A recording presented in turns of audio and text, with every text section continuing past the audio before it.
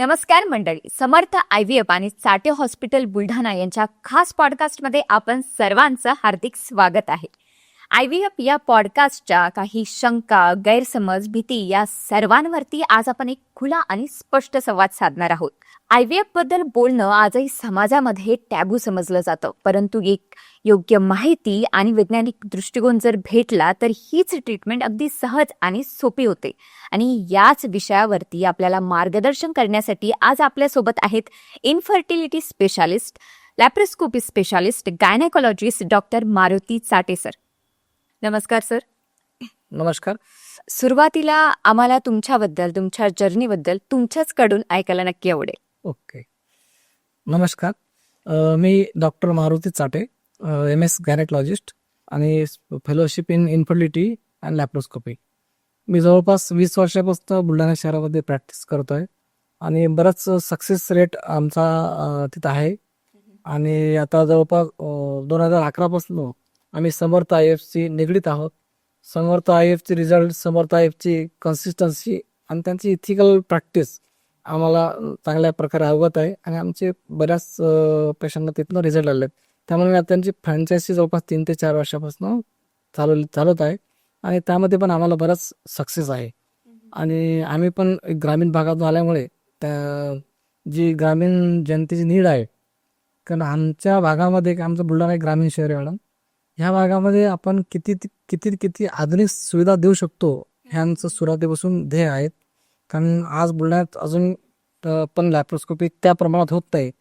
त्या ठिकाणी आम्ही सगळ्यात सुरुवातीला लॅप्रोस्कोपी आणली आणि अजून सुद्धा तिथं वंध्यत्व निवारण केंद्र एक पण अस्तित्वात नाही. आम्ही एक समर्थ IVFची फ्रँचायसी घेऊन तिथं IVF सेंटर चालू केलेलं आहे मॅडम. आणि वी आर डुईंग वेल. अच्छा, ग्रामीण भागामध्ये IVFची ट्रीटमेंट सुरू करणं आणि ही टेक्नॉलॉजी इंट्रोड्यूस करणं ही खूपच मोठं काम आहे सर.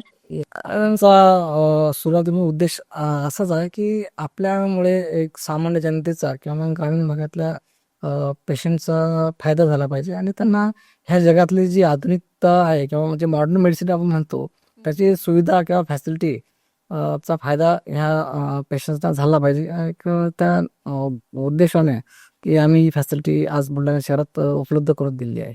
अच्छा, तुमचा उद्देश खूपच चांगला आहे.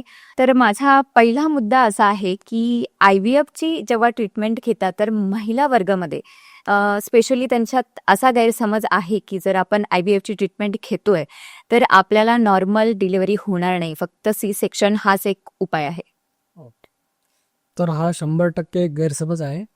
नॉर्मल डिलिव्हरी आणि IVF ट्रीटमेंट किंवा IVF प्रेग्नन्सी हे अलग अलग एंटिटी आहेत.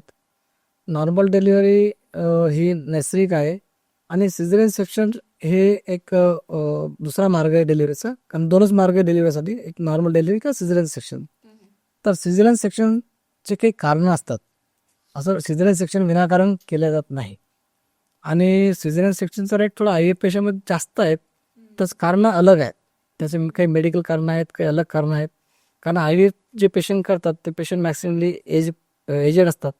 त्यांना मेडिकल काही डिसऑर्डर असतात, थायरॉइड असते, डायबिटीस असते, हायपरटेन्शन असते. तर अशा पेशंटमध्ये सिझेरियन सेक्शनचा रेट जास्त असतो. त्यामुळे कदाचित हा गैरसमज असावा.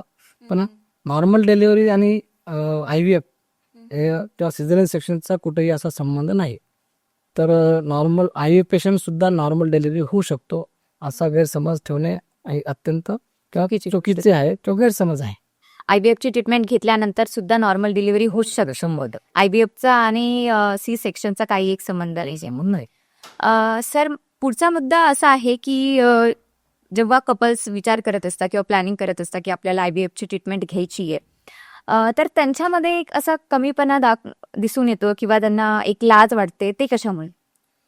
ऍक्च्युली समाज अजूनही आपला थोडा मागासवर्गीयच विचार करतोय. कारण अजून आपले जे विचारसरणी आहे थोडी अजून बदलाची बाकी आहे.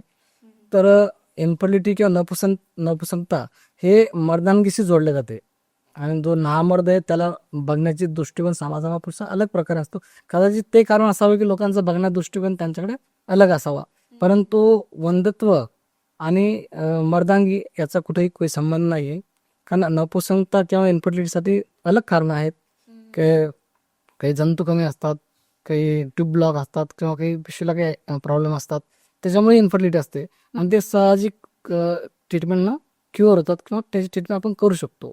आणि ॲक्च्युली जे इन्फर्टाईल कपल आहे they can do there sexual activity regularly किंवा रुटीनली किंवा मग नॅचरली. त्यांच्यामध्ये असं मर्दांगी हा इश्यू नसतो. तर कृपया समाजानं हा इश्यू थोडासा टाळावा, की त्यांच्याकडे बघण्याचा दृष्टिकोन थोडा बदलावा. आणि आता आधुनिक जगामध्ये बऱ्याच ट्रीटमेंट आलेल्या आहेत आणि बऱ्याच ट्रीटमेंटमुळे तो जो आहे टॅबू किंवा जो वंधत्व निवारण म्हणतो आपण त्याला, तो आता बराच दुरुस्त होत आहे. आणि निर्लज्ज किंवा लज्जा ही न बाळगता आपले जे डॉक्टर्स आहे की आपण जे आपले फिजिशियन म्हणतो, फॅमिली फिजिशियन म्हणतो, त्यांच्याकडे जाऊन हा प्रश्न टाकावा. कारण sharing will help you in solving your problems. कारण जो जो त्यांचा प्रॉब्लेम आहे इन्फर्टिलिटीचा किंवा मग जे काही त्यांना भासवते किंवा जे अडचणी असतात ते त्यांच्या फिजिकल फिजिशियनकडे किंवा फॅमिली फिजिशियनकडे ते जाऊन शेअर करू शकतात आणि त्याचं निवारण होऊ शकते. त्याच्यामुळे आता हे जे आहे इन्फर्टिलिटी त्याच्यावर तुमचं निदान होऊ शकते आणि ट्रीटमेंट होऊ शकते. म्हणजे जे पण लोक ही ट्रीटमेंट अवेल करतायत त्यांनी याच्याबद्दल कमीपणा न बाळगता जे पण आपले डॉक्टर आहेत त्यांच्यासोबत एक स्पष्ट बोलून आणि ह्या गोष्टींबद्दल जितका अवेअरनेस त्यांनी घेतला पाहिजे ती चांगली गोष्ट आहे. चांगली गोष्ट. आपल्याकडे असं म्हटलं जातं की IVF ची ही ट्रीटमेंट ही फार एक्सपेन्सिव्ह आहे आणि ती फक्त श्रीमंत लोक आहेत हेच फक्त ते अफोर्ड करू शकता आणि मिडल क्लास जो वर्ग आहे तो हे अफोर्ड करू शकत नाही. आता पण हा ॲक्च्युली आजच्या काळामध्ये हा प्रॉब्लेम राहिलेला नाही. एक तर 5-10 वर्ष अगोदर आपण बघितलं असतं तर इट वॉज ॲक्च्युली एक्सपेन्सिव्ह. श्रीमंत जे आहे पेशंट तेच ते अफोर्ड करू शकत होते. पण आता तो प्रश्न राहिलेला नाही. कारण आता बरेच IVF सेंटर बनलेले आहेत आणि त्यांनी बऱ्याच स्कीमा आणलेल्या आहे की एक जर IVF centre cycle free fail केले तर सेकंडला ते डिस्काउंट देतात किंवा कमी याच्यात करतात किंवा काय 3 पण करतात. आणि किंवा आता EMI पण त्यात लागू झालेला आहे. त्याच्यामुळे एक मिडल क्लास किंवा लोअर सोशिओ क्लास पेशंट सुद्धा त्याला अफोर्ड करू शकतो. आणि त्यांनी ॲक्च्युली IVF ट्रीटमेंटसाठी न घाबरता किंवा इकॉनॉमिकल बॅरियर न बघता IVF ट्रीटमेंट घ्यावी असे मी एक जनतेला किंवा मग जे पेशंटला पब्लिकला एक आवाहन करतो. तुमच्याकडे काही असे एक्सपिरियन्सेस आहेत का पेशंटचे म्हणजे मिडल क्लास असून सुद्धा त्यांनी ही ट्रीटमेंट अवेल केली आहे? हो, बरेच पेशंट आता आम्हाला त्यांचा प्रॉब्लेम चालतात, सर आमच्याकडे पैसे नाहीत किंवा आमच्याकडे कमी पैसे. तर we are human beings basically. Doctors are human beings. आम्हाला पण त्याची आत्मीयता आहे, जाणीव आहे आणि आम्ही पण त्याच मातीत आलेलो किंवा त्याच घरात आलेलो आहे की मिडल क्लास सोसायटीमध्ये आलेलो आहे की आम्हाला माहिती आहे की अहमियत काय असते. तर आम्ही त्यांना हेल्प करतो. ठीक आहे, तो एक काम करा की जितका खर्च लागतो तेवढा दे. डॉक्टरची फी जी असते ती फीज माफ करतो तुला आणि तू IVF ट्रीटमेंट घे आणि तुला बाळ होईल. आणि तू ते करून तुला ॲटलिस्ट ते समाजामध्ये तुला प्रॉब्लेम्स आहे जे फेस करतो तू आज ते प्रॉब्लेम तुला येणार नाही आणि तुला बाळ तुझं होऊ शकते. तू स्वतःचे बाळ तुझं होऊ शकतं. अच्छा, खूपच चांगली गोष्ट आहे सर ही. IVF ची जी आपली ट्रीटमेंट असते त्याच्यामध्ये इंजेक्शन्स घ्यावे लागतात, ते फार पेनफुल असतात असंही समजलं जातं. आता IVF ट्रीटमेंटमध्ये इंजेक्शन बरेच असतात आणि आता साहजिकच आहे इंजेक्शन तुम्ही पीक आली पेन आला. पण पेन अगोदरच्या जो 5-10 वर्ष अगोदरचा काळ होता त्यामध्ये की लिक्विड बेस किंवा मग ऑइल बेस्ड इंजेक्शन नसायचे. ते इंजेक्शन पेनफुल असायचे. पण आता नावेडेज टेक्निक्स पुढे चाललं आहे. आता ॲक्युअस बेस इंजेक्शन यायला लागले ते खूप पेनलेस असतात. बरेच इंजेक्शन्स असतात ते पेन पण देतात आणि इतकं सोपं झालं की घरी त्याचा हजबंड सुद्धा इंजेक्शन देऊ शकतो. इतकं सोपं आहे. अरे बापरे. आणि बऱ्याच वेळेस पेशंट म्हणते की मला त्रास अजिबात नाही इंजेक्शनचा, की इतकं बारीक बारीक सुया पण आलेल्या आहे. तर आता ऍक्च्युअली बरंच सायन्स पुढे गेल्यामुळे हा प्रॉब्लेम आता आलेला नाही. म्हणजे हा जो काही गैरसमज आहे तो सुरुवातीच्या काळात होता, आता नाही. आता तसं राहिलेलं नाहीये. जेवढी टेक्नॉलॉजी डेव्हलप झाली आहे तर त्याच्या हिशोबाने तेवढं पेनफुल इंजेक्शन्स किंवा ट्रीटमेंट IVF राहिलेली नाही. आता IVF मध्ये बरेच अटेम्प्ट लागतात केव्हा केव्हा आणि पहिल्या अटेम्प्टमध्ये बऱ्याचदा सक्सेसफुल ट्रीटमेंट होत नाही आणि पुढच्या अटेम्प्टमध्ये ते सक्सेसफुल होऊनही जातं. तर पहिला जो अटेम्प्ट होतो तो जर फेल गेला तर त्याच्यातून काही तुम्हाला शिकायला मिळतं का? Yes ma'am, it's a good question. Actually doctors doing practice is not 100% cure. कारण प्रॅक्टिस म्हणजे तुम्हाला अनुभवातून शिकावं लागते. कारण प्रत्येक व्यक्तीच्या प्रकृती अलग अलग असतात आणि आता फर्स्ट अटेम्प्टमध्ये तो त्याच्यावर एक इंजेक्शन जे देणार आहे ते त्याला किती सूट होतात, काय सूट होतात, त्याला डोस किती लागतो, याच्याबद्दल त्याला थोडीशी 100% गॅरंटी असते की किती डोस लागतो. पण समजा पहिली सायकल जर फेल गेली तर सेकंड टाइम तो त्याच्यावर अभ्यास करून की नाही ह्या पेशंटला मागच्या वेळेस ह्या इंजेक्शन आराम पडला तर इंजेक्शन आराम नाही पडला, आपला डोस वाढावा लागेल, तो त्यानुसार तो डोस ऍडजस्टमेंट करून त्याला मॅक्सिमम रिझल्ट कसे देता येईल हा विचार करतो. त्याच्यामुळे आपण म्हणतो ना की पहिला टेस्ट मागचा शहाणा, तर पहिल्या वेळेस जर आपल्याला ठेस लागले तर पुढच्या नेक्स्ट सायकलला आपण 100% शहाण होतो आणि आपण मॅक्सिमम त्यांना रिझल्ट देऊ शकतो. तर माझं प्रत्येक IVF कपलला एक सजेशन असं आहे की त्यांनी कमीत कमी 2 किंवा 3 सायकलचं एक पॅकेज आहे ते घ्यावं. कारण फर्स्ट सायकलमध्ये रिझल्ट थोडे कमी असतात, सेकंडमध्ये वाढतात आणि थर्ड सायकलमध्ये बरेच वाढतात. त्याच्यामुळे त्यांचा बराच फायदा होतो. आणि बऱ्याच योजनेमध्ये किंवा बऱ्याच स्कीम असतात IVF सेंटरला, त्यामध्ये फर्स्ट सेकंडमध्ये जर तुमचे कन्सिडर झाला तर थर्ड सायकलचे पैसे घेत नाही किंवा थर्ड सायकलची असते, तो पण एक त्यांचा फायदा होतो. तर माझं एक सजेशन आहे की त्यांनी ऍटलिस्ट पॅकेजमध्ये अशा प्रकारे पॅकेज घ्यावं जेणेकरून त्यांना जास्तीत जास्त बेनिफिट व्हावा. सर, पुढच्या टप्प्यामध्ये आपण लॅप्रोस्कोपी बद्दल बोलणार आहोत. या. जे काही आपली ऑडियन्स आहे त्या सगळ्यांना कळेल अशा भाषामध्ये आम्हाला नेमकं सांगा की लॅप्रोस्कोपी म्हणजे काय. लॅप्रोस्कोपी म्हणजे एक मिनिमल एनर्जी टेक्निक आहे आणि लॅप्रोस्कोपी दुर्बीणद्वारे तपासते.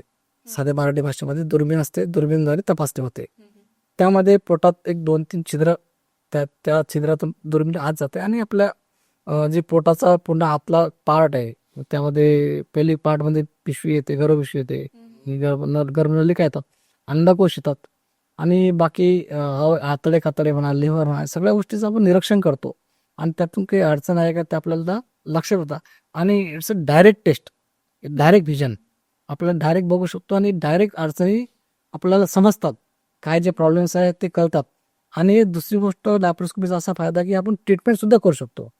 म्हणजे फॉर एक्झाम्पल आपल्याला अंडाशय सूज असले किंवा PCOD असली त्याला आपण ड्रिलिंग सुद्धा करू शकतो. नळ्या ब्लॉक असल्या तर नळ्या ओपन करू शकतो, काही ॲडियन्स असले तर ॲडियन्स काढू शकतो, गर्भपिशवी चिटकली असली तर ती पण काढू शकतो. म्हणजे it's a diagnostic plus operative किंवा थेरपॅटिक ट्रीटमेंट अशी म्हणता येईल. कारण laparoscopy is a gold standard in infertility. Okay. Sir, आपण जेव्हा IVF ट्रीटमेंट चालू करतो त्याच्या अगोदर लॅप्रोस्कोपी करतात का, आणि करतात तर ते कशासाठी. तर लॅप्रोस्कोपी बिफोर IVF करायलाच हवी. कारण आपण इतकं कॉस्टली ट्रीटमेंट जर घेतोय आणि त्यामध्ये जर सक्सेस रेट येत नाही किंवा मग काही अडचणीमुळे जर सक्सेस रेट येत नाही, लॅप्रोस्कोपीमध्ये आपण सगळे भाग बघतो. गर्भपिशवीच्या आतून पूर्ण भाग बघतो, त्याला हिस्ट्रोस्कोपी म्हणतात. की एंडोमेट्रियम कसं आहे, हेल्दी आहे का, काही ट्युबरक्युलोसिस आहे त्याला, काही पॉलिप आहे का, एंडोमेट्रियल पॉलिप आहे का, किंवा काही नळ्या ब्लॉक आहे का, किंवा ती साईज ऑफ युट्रस किंवा कॅव्हिटी ती टेस्ट ट्यूब बेबीसाठी ॲडेक्वेट आहे का, त्या गोष्टी आपल्याला अगोदर लक्षात येतात. आणि त्या जर नसतील तर IVF कोण फायदाच नाही. तर त्या जर चांगल्या प्रकारे असेल तर आपल्या IVF रिझल्ट वाढतात. त्याच्यामुळे IVFच्या अगोदर लॅप्रोस्कोपी करणं गरजेचं आहे आणि केलीच पाहिजे, तरच आपले रिझल्ट वाढतील.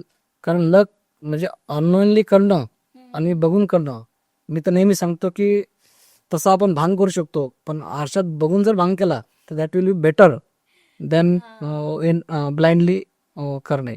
तर मला सजेशन असं द्यायचं आहे किंवा तुम्ही लॅप्रोस्कोपी IVFच्या बिफोर केलेली योग्यच राहील. म्हणजे एक डायग्नोसिस लेवलवरती लॅप्रोस्कोपी केली जाते की समोरच्या महिलेला कोणते प्रॉब्लेम्स असू शकतात आणि त्याच्या पुढे तुम्हाला कोणते सोल्युशन्स द्यायचे आहेत वगैरे. सर, आपण बघितलंय की आता तुम्ही सांगितलं की लॅप्रोस्कोपी नेमकं काय असते आणि ती करणं किती महत्वाचं आहे. तर आपण जे काही ग्रामीण जोडपे आपल्याकडे येतात तर त्यांच्यामध्ये लॅप्रोस्कोपी केल्यानंतर एक फर्टिलिटी रेट वाढलेलं आपण बघितलेलं आहे, तर ते कशामुळे. 100%. म्हणजे आता तुम्ही एक साधं उदाहरण जर घेतलं, एक उदाहरण द्यावं नेहमी की गाडी जर सर्व्हिसिंग केली ते ॲव्हरेज चांगलं देते. म्हणजे it's the type of servicing. म्हणजे त्यात गर्भपिशवी धुतल्या जाते, नळ्या पण साफ केल्या जातात, नळ्या पण धुतल्या जातात. आणि अडचणी काय आहेत, म्हणजे गर्भपिशवीत काही अडचण आहे का, गर्भनलिकेत काही अडचण आहे का, अंडाशयात काही अडचण आहे का, त्या अडचणी समजतात पण त्याची ट्रीटमेंट पण केलं जाते. ह्या सगळ्या गोष्टीमुळे आपला जो रिझल्ट आहे, कोणती ट्रीटमेंट घ्या, म्हणजे साधी ट्रीटमेंट नॅचरल कन्सेप्शन सुद्धा होऊ शकते, असं काही नाही की IVFच करावं लागते, तो नॅचरल कन्सेप्शन सुद्धा होऊ शकते. माझ्या अनुभवानुसार जवळपास 99% ज्यांना आपण दुर्बीणद्वारे ऑपरेशन करतो त्यांना रिझल्ट आलेले आहेत आणि त्यांना स्वतःचे बाळ झालेले आहेत. अच्छा, म्हणजे लॅप्रोस्कोपी केल्यामुळे खूप जास्तीचा सक्सेस रेट वाढलेला तुम्ही बघितलाय. आणि दुसरं अजून असं सजेशन द्यायचं आहे की लॅप्रोस्कोपीसाठी खूप पेशंट्स उशीर करतात ऍक्च्युली. डॉक्टर्स ॲडवाइस करतात त्यांना, पण त्यांच्या भावासोबत खूप मोठं ऑपरेशन आहे, त्यांना मला ऑपरेशन करायचं घाबरतात. अच्छा. तर लॅप्रोस्कोपी घाबरासारखं अजिबात नाही. खूप सिम्पल 15 मिनिटाची प्रोसिजर आहे. काहीही कॉम्प्लेक्शन होत नाही, काही ब्लड लॉस होत नाही आणि पेशंटचं रुटीन सुद्धा बदलत नाही. त्यामुळे लॅप्रोस्कोपी हे करणे गरजेचं असते आणि त्याला गरज आहे त्याला डॉक्टर सांगतात. त्यामुळे ॲटलिस्ट डॉक्टरच्या ॲडवाइसनुसार लॅप्रोस्कोपी करावी असं मी एक आवाहन करतो. अच्छा, म्हणजे ते करणं टाळू नये लोकांनी. जर डॉक्टर तुम्हाला सजेस्ट करताय तर ते नक्कीच केलं पाहिजे. हा दुसरा असा प्रश्न असतो मॅडम की आता प्रत्येकाला वेळ नाहीये. डॉक्टर गेल्यानंतर मला रिझल्ट आलाच पाहिजे, मला लवकरच बाळ पाहिजे, माझ्याकडे इतका वेळ नसतो. मग तो वेट पण करते. एक दोन ट्रीटमेंट आल्यानंतर तो मग आता रिझल्ट लागत नाही, दुसऱ्या डॉक्टरकडे जातो. ठीक आहे, तर अशा पेशंटला लॅप्रोस्कोपी करून त्याला त्याचा वेळ वाचू शकतो आणि त्याला लवकरात लवकर रिझल्ट भेटू शकतो. एक पेशन्स लोक ठेवत नाहीत म्हणजे. या पेशन्स खूप कमी म्हणजे जे जनरेशन आहे किंवा नंतर काळ बदलत चालला, कोणालाच वेळ नाहीत आणि कोणाला पेशन्स नाही. लॅप्रोस्कोपीमुळे प्रेग्नन्सीची चान्सेस वाढतात का? 100% मॅडम. कारण लॅप्रोस्कोपी वन ऑफ दी वे या ट्रीटमेंट मॉडॅलिटी ऑफ इन्फर्टिलिटी. त्याच्यामुळे 100% रिझल्ट चान्सेस वाढतात मॅडम. आणि ही कधी केली पाहिजे? लॅप्रोस्कोपीचे काही इंडिकेशन्स असतात, म्हणजे काही कारण असतात की त्यावेळेस त्यांनी लॅप्रोस्कोपी केली पाहिजे. समजा एखाद्या पेशंटला नळी ब्लॉक आहे, तर नळी ब्लॉक काढण्यासाठी पण दुर्बीणद्वारे ऑपरेशन करतात. कधी कधी एन्डोमेट्रियल पॉलिप आहे, फायब्रॉइड सारखे आजार आहे, कधी कधी ॲडेनस आहे. एन्डोमेट्रोसिस डायग्नोस करण्यासाठी laparoscopy is the only way की त्यांना फक्त एन्डोमेट्रोसिस डायग्नोस होते. बाकी कोणत्या मॉडॅलिटीमध्ये एन्डोमेट्रोसिस हा आजार शक्यतो निदान होत नाही. तर अशा जोडप्यांनी शक्यतो लॅप्रोस्कोपी करावी. हे तुमच्या बोलण्यातून नक्कीच ऑडियन्सला समजलं असेल की लॅप्रोस्कोपी करणं किती महत्त्वाचं आहे. एकतर वेळही वाचतो आणि त्याच्यामुळे डॉक्टरला सुद्धा मदत होते की तुम्हाला कोणते प्रॉब्लेम्स आहेत म्हणून. सर, आपण आता सध्याची जनरेशन बघतोय की मुलींमध्ये स्पेशली ज्या कॉलेज गोईंग मुली आहेत किंवा वर्क करणाऱ्या, जॉब करणाऱ्या, त्या वर्गामध्ये एक PCOD आणि PCOS यांचं प्रमाण खूप जास्तीचं वाढलेलं आहे. खूप जास्त. म्हणजे रेग्युलर पिरियड्स नाहीयेत आणि ते लाईफस्टाईलचाही त्याच्या लाईफस्टाईलमुळेही तो परिणाम होतोय. तर लॅप्रोस्कोपी केल्यामुळे PCOS मध्ये काही मदत होऊ शकते का? म्हणजे PCOS वरती काही सोल्युशन आपल्याला मिळू शकतं का? तर PCOD मध्ये लॅप्रोस्कोपी थ्रू PCOD ड्रिलिंग म्हणतो त्याला आमच्या भाषेमध्ये, की त्यामध्ये छिद्र पाडल्या जातात अंडाशयाला. तर अंडाशयाला जे फ्लुइड असतं त्या फ्लुइडमध्ये अँड्रोजन किंवा टेस्टोस्टेरॉनचं प्रमाण जास्त असतं. तर ते अँड्रोजन किंवा टेस्टोस्टेरॉनचं प्रमाण जास्त असल्यामुळे हार्मोन इम्बॅलन्स होते आणि ओव्ह्युलेशन होत नाही. तर PCOD ड्रिलिंग काय करते की त्याचं प्रमाण कमी करते आणि हार्मोन बॅलन्स करते. तर अशा पेशंटला लवकरात लवकर ड्रिलिंग जर केलं किंवा लॅप्रोस्कोपी थ्रू ट्रीटमेंट जर केली तर त्यांना ओव्ह्युलेशन चान्सेस वाढतात आणि त्यांचं फर्टिलिटी रेट वाढतो. म्हणजे जेही आता PCOS किंवा PCOD सफर करतायत त्यांनी जर लॅप्रोस्कोपी केली तर नक्कीच त्यांना मदत होईल. 100%. सर, माझा पुढचा प्रश्न थोडासा तुम्हाला ऑकवर्ड वाटेल, परंतु ग्रामीण भागामध्ये असं म्हटलं जातं की जर IVF ची ट्रीटमेंट तुम्ही घेता आहात तर लोकांमध्ये असा सुद्धा गैरसमज की IVF म्हणजे काहीतरी दुसऱ्याचं लेकरू आहे की काय. तर याच्यावरती तुम्ही ऑडियन्सला काय क्लिअरिफिकेशन देणार? आता आम्ही पण प्रॅक्टिस करताना आम्हाला बरेच पेशंट विचारतात की आम्ही IVF करताना बाळ दुसऱ्याचं असतं का आपलं असतं, हा प्रश्न असतो त्यांचा. तर ॲक्च्युली दुसऱ्याचं नसतंच 100%. ज्यांच्याकडे स्पर्म चांगले आहेत, त्यांच्याकडे त्यांचं ओहम चांगलं आहे, त्यांना आपण त्यांच्याच जेनेटिक मटेरियलचं बाळ IVF थ्रू देऊ शकतो. परंतु काही असे पेशंट्स असतात की ज्यांच्याकडे स्वतःचे स्पर्म नसतात आणि स्वतःचं ओहम पण नसते, ओहम त्यांचे संपलेले असतात. तर अशा वेळेस डोनर ओहम आणि डोनर स्पर्म आपण घेऊ शकतो. तर त्यांच्या मर्जीनुसार किंवा त्यांच्या कन्सेंटनुसार आपण अशा गोष्टी करू शकतो. पण असं काही मिथ्स बाळगून चालणार नाही किंवा दुसऱ्याचं असते असं काही रूल नाही आहे की ते IVF म्हणजे दुसऱ्याचंच बाळ असतं. IVF म्हणजे हे आपलं बाळ असते असं आहे. जर तुम्हाला काही अडचणीनुसार दुसऱ्या घ्यावं लागलं तरच तो इश्यू असतो, अदरवाईज तसा प्रॉब्लेम नाही मॅडम. म्हणजे सगळ्याच केसेसमध्ये तसं नसतं, हे लोकांनी लक्षात घ्यायला पाहिजे. सर आता आपण लॅप्रोस्कोपीबद्दल इतकं बोललो आहोत, तुम्ही त्याचं एवढं महत्त्व सगळ्यांना समजून सांगितलं. तर तुमचा एवढा मोठा एक्सपिरियन्स आहे, तर त्यातील एखादा आम्हाला पेशंटचा एक्सपिरियन्स सांगा की त्यांनी लॅप्रोस्कोपी केली आणि त्यांना त्याचा फार फायदा झाला. असे बरेच अनुभव आहेत मॅडम. आता आम्ही बरेच पेशंटला सांगतो लॅप्रोस्कोपी करा.